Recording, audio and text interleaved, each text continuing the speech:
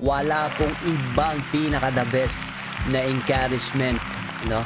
Kundi ang salita ng ating Panginoon. Isaiah 43:2, when you pass through the waters, I will be with you.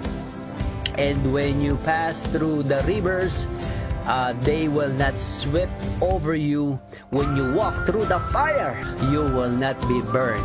The flames will not set you're ablaze. Dumaan ka man sa tubig, sa ilog, sa apoy, kasama mo ang ating Panginoon.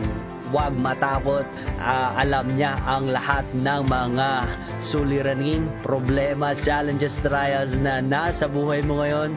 Papa J, wala na po kaming ulam, wala na kaming bigas, wala na po kaming pangsaing, Papa J.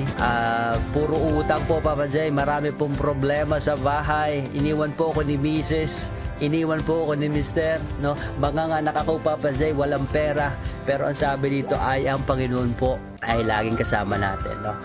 He will provide at kasama natin niya. Kapit lang, mag-pray lang parate.